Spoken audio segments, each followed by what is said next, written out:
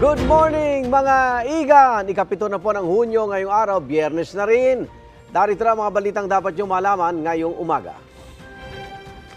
Aktibo ulit sa pagbubuga ng sulfur dioxide ang Bulkang Taal. Umabot sa mahigit 11,000 tons ang ibinugang volcanic sulfur dioxide ng bulkan ayon sa PBOX. Dahil dyan, hazy o mausok sa ilang lugar sa Batangas. Nanatili sa alert level 1 ang Taal at posible ang phreatic explosions, volcanic earthquakes at minor ashfall. Update naman sa Bulkang Kanloon. Alam niyong umabot ng volcanic haze nito sa Bicol region. Mula Negros, nakarating na yan sa ilang lugar sa Bicol dahil sa southwesterly wind.